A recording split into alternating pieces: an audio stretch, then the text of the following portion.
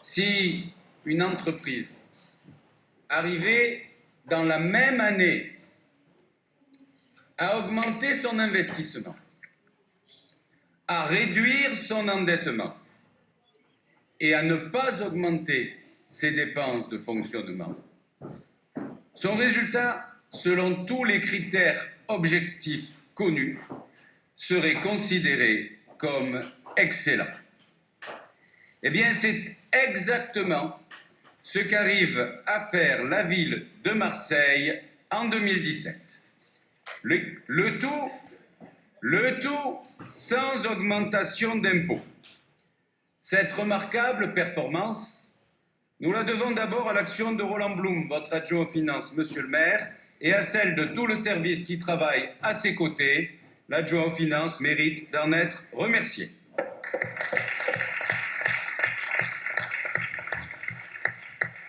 Ce coup de chapeau s'adresse aussi, et Roland Blum l'a dit lui-même, à tous les élus de la majorité en charge de délégation pour leur participation à l'effort d'économie qui permet de voter un budget à la fois sérieux et ambitieux.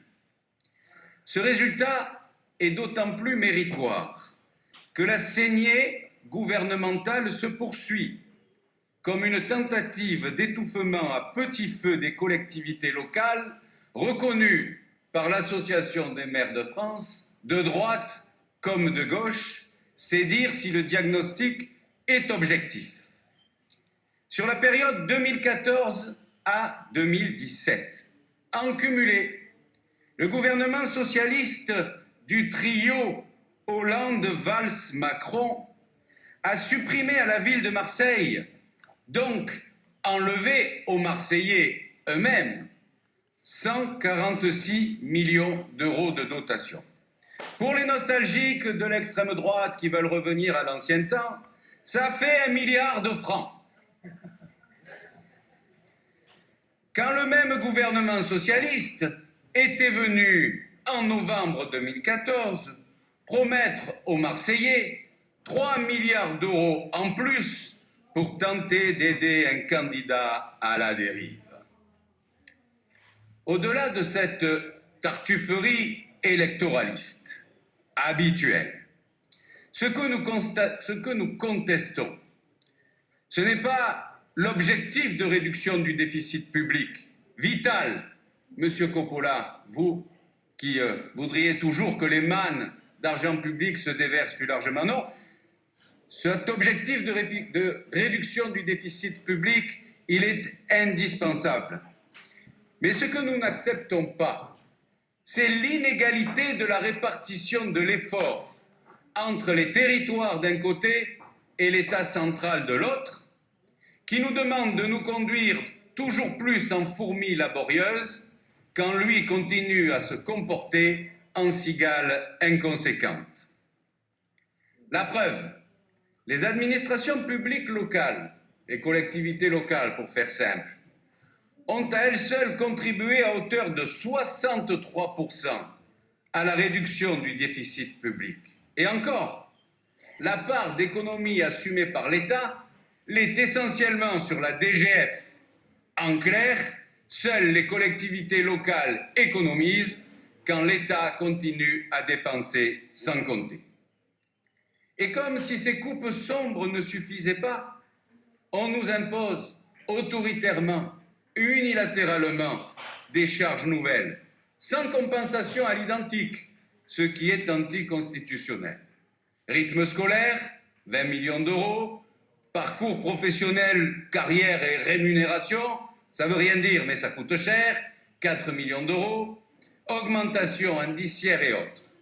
Ressources en moins d'un côté, charges en plus de l'autre. Cela représente, sur la période 2014-2017, un trou créé par l'État dans les finances de la ville de Marseille de 200 millions d'euros. 200 millions d'euros, c'est 40 points d'impôt, à mettre en regard d'une seule augmentation en 2015, sur la période, à hauteur de 4,9%. C'est ici l'occasion de rappeler, monsieur le maire, après ce qu'on a eu l'occasion de lire dans la presse samedi matin que vous n'avez pas violé la promesse faite aux Marseillais pendant la campagne de 2014 dans votre charte de gestion financière. Celle-ci prévoyait en effet pas d'augmentation d'impôts, sauf transfert de charges de l'État, et on vient de voir que l'État nous a transféré sur la période au moins 200 millions d'euros de charges supplémentaires, soit 40% de points d'impôt en plus, quand vous n'avez fait que 5%. Donc vous avez respecté à la fois la lettre et surtout l'esprit de la promesse que vous avez faite aux Marseillais, quand ceux qui nous avaient promis 3 milliards d'euros nous ont donné nada de nada. Ça, c'est pour faire... Ou fifre et tambourin, comme dit M. Gilles. Nous avons pu faire cela, Monsieur le maire, car cette ville est gérée. Elle est bien gérée, elle est sérieusement gérée, comme le reconnaissent les agences de notation, plus objectives, évidemment, que les Fouquier-Tinville de l'opposition de gauche ou d'extrême droite. Cette performance a été réussie, Roland Blum l'a dit, grâce à des économies, puisque les dépenses de fonctionnement augmentent moins que l'inflation, 0,48% à Marseille contre 1,3% à Lyon, ville souvent montrée en exemple pour l'excellence de sa gestion financière, et là, en l'occurrence, nous faisons mieux que nos collègues lyonnais. Pas d'augmentation d'impôts donc, et pas d'augmentation de la dette qui n'est que les impôts de demain, et même une réduction nette de celle-ci, avec encore 35 millions d'euros au budget 2017, après 53 millions d'euros sur les 2 exercices précédents, et une capacité de désendettement très correcte et très habituelle à 12 ans. C'est ici aussi, Monsieur le maire, l'occasion de rappeler aux oublieux qui disent « vous avez créé l'exploit, vous avez réussi l'exploit de faire 1,8 milliard d'euros de dette ». Non, le stock de la dette en monnaie constante n'a pas augmenté depuis 1995, c'est-à-dire en clair que nous avons fait beaucoup sans avoir recours au crédit, quand d'autres avaient fait si peu en tirant des chèques en bois sur les générations futures. Enfin, dans ce contexte, nous parvenons à augmenter à nouveau l'investissement, après 2 ans de pause, à 210 millions d'euros, tout budget confondu, soit près de 6% d'augmentation, ce qui est nécessaire pour poursuivre l'équipement de notre ville et qui est bienvenu aussi pour l'économie locale qui en a bien besoin dans une période de croissance atone. Cette réussite budgétaire, Monsieur le maire, mes chers collègues, est aussi le fruit d'une remarquable synergie entre les collectivités locales, autrement appelée alignement des planètes. Elle a donné un vrai coup d'accélérateur à de nombreux projets et permet enfin un vrai rééquilibrage des partenariats au profit de Marseille, trop longtemps oublié. Je trouve à cet égard culotté que M. Payan explique qu'un habitant de Saint-Marc-Jomgarde vaille encore 4 ou 5 Marseillais, quand c'est la majorité socialiste qui a créé ce déséquilibre lorsqu'elle était aux manettes du département et qu'il n'était pas très loin de l'exécutif. Bref, avec la région, ça démarre bien, notamment pour le projet de lycée international sur Euro-Méditerranée, que suit de près sa présidente, Laure Agnès Caradec. Et M. Tessier aussi. Je le rappelle, alors je le dis, et M. Muselier aussi, et M. Gaudin aussi. Avec la métropole également, même si vous veillez scrupuleusement, Monsieur le maire et Monsieur le président, à assurer l'équilibre entre tous les territoires.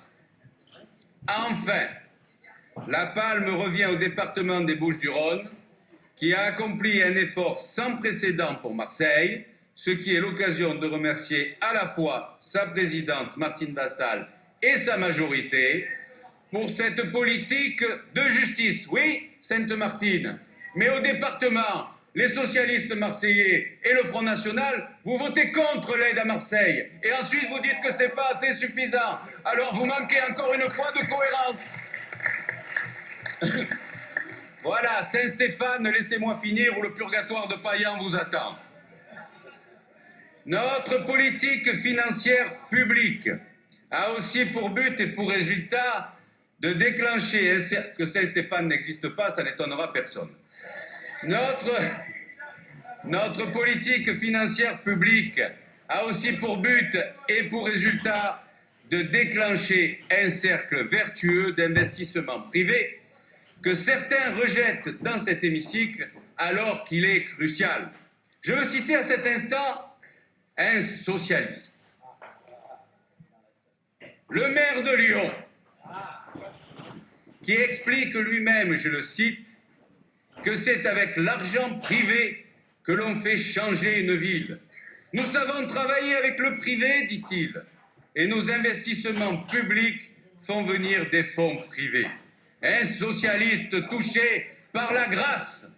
Monsieur Collomb parle d'or. Nous faisons exactement la même chose avec les centaines de millions d'euros d'investissements privés qui se déversent sur Euroméditerranée 1 et 2, dans le centre-ville, autour du stade Vélodrome, et sur la vallée verte, Madame Boyer, que je n'avais pas citée tout à l'heure. Comme ça, c'est fait, et partout dans le reste de la ville. Ben nous, en tout cas, on est encore un seul groupe depuis 21 ans, Monsieur Ravier. En 2 ans, vous avez fait exploser le vôtre.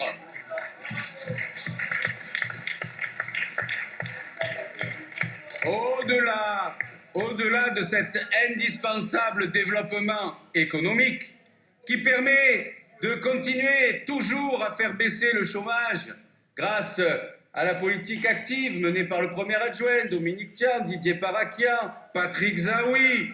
Cette politique financière est aussi un outil au service d'une politique municipale tournée vers les 2 priorités des Marseillais que sont l'éducation et la sécurité. Le budget de l'éducation, si vous voulez que je cite un autre adjoint, Madame Carlotti, je pourrais aussi citer votre suppléant, Monsieur Avi Assouli, mais je vais plutôt continuer mon discours sur le budget pour ne pas vous être désagréable. Le budget de l'éducation en fonctionnement représente 181 millions d'euros, soit 26%, et encore 57 millions d'euros en investissement, soit 29%, ce qui est considérable, et toujours par comparaison, puisqu'à Lille, par exemple, ville choisie au hasard, le budget de l'éducation ne représente que 20% du budget total, soit beaucoup moins qu'à Marseille, c'est-à-dire que Madame Aubry fait beaucoup moins pour les écoles de Lille que ce que fait Monsieur Gaudin à Marseille. Ici, à chaque conseil municipal, nous votons de nombreux rapports pour continuer à améliorer nos écoles, car c'est votre obsession, Monsieur le maire, relayée par les efforts de notre adjointe, Madame Danielle Casanova, qui mérite là aussi d'en être remerciée. S'agissant de la sécurité et de la salubrité, le budget représente au total 165 millions d'euros pour augmenter les effectifs d'abord, jusqu'à faire de notre police municipale la première de France, sous l'autorité de Madame Posementier, pour l'équiper, pour la former, pour l'armer et pour la vidéoprotection dont le développement se poursuit ici, il faut le souligner objectivement, en partenariat avec l'État. Sans oublier notre bataillon des marins-pompiers, qui s'illustre tous les jours grâce au professionnalisme et à l'humanité des hommes et des femmes qui le composent, sous l'autorité de l'adjoint Julien Ruas. Alors bien sûr, ce budget n'échappe pas aux attaques, sans nuance comme d'habitude. Avec d'un côté, M. Payan, qui reprend, parfois avec un soupçon de culture et d'humour en plus, le disque rayé de tous ses prédécesseurs nombreux, à la tête du groupe du Parti socialiste, pour nous chanter la rengaine à la traînée, le chanteur, d'une ville financièrement à la dérive, au point qu'il en viendrait presque à s'en prendre aux électeurs marseillais.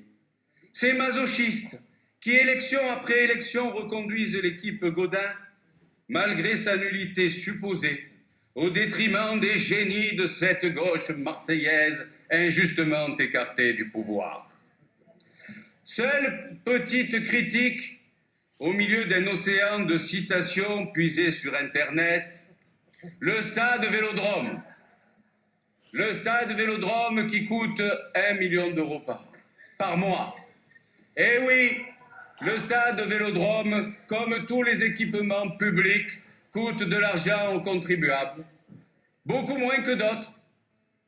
Le stade Vélodrome coûte 1 million d'euros par mois, quand l'Opéra de Marseille coûte 1,5 million d'euros par mois aux contribuables marseillais. Et pour autant, nous avons besoin d'un opéra, comme nous avons besoin du stade Vélodrome, étant précisé que le stade Vélodrome permet de rentrer dans l'économie locale de nombreux subsides, ce qui n'est pas forcément le cas de tous les autres investissements publics. Et donc, en réalité, le stade Vélodrome rapporte à la ville de Marseille beaucoup plus qu'il ne coûte.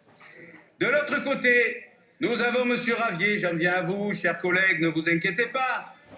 Ne vous inquiétez pas, sourire carnassier et verbiage au bazooka, qui décrit un chaos qu'en fait il espère pour lui servir de marchepied vers son rêve suprême, car de tout temps l'extrême droite prospère toujours sur le malheur.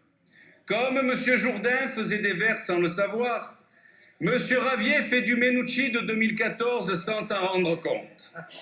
Il voit la ville tout en noir, sauf sa cravate rouge pour être à la mode mélanchoniste. Et il voit la ville tout en noir, sans aucun succès, ni espoir, ni réussite, et ce contre toutes les évidences, et en oubliant que cette tactique du noircissement de sa propre ville a été sévèrement sanctionnée par les Marseillais en 2014. Cette stratégie, M. Ravier, qui participe du Marseille bashing, a d'ailleurs déjà été rejetée par un quart des élus du Front National de cet hémicycle qui ont lâché l'autocrate de la Bastille de Saint-Joseph. Monsieur le maire, mes chers collègues, pour conclure, la ville à bout de souffle et en jachère de 1995 est depuis devenue capitale de la culture, capitale du sport, capitale du tourisme, mais aussi de la French Tech, de la requalification urbaine, de la santé, demain ville olympique, nous l'espérons tous. Marseille ne cesse de progresser. Elle doit rester ambitieuse pour atteindre la place qui lui revient en Méditerranée, la première, et pour être en France la success story de cette première partie du XXIe siècle. Vous tracez le chemin, monsieur le maire, votre majorité, unie, déterminée et travailleuse, continue à vous suivre, en commençant par adopter ce budget 2017.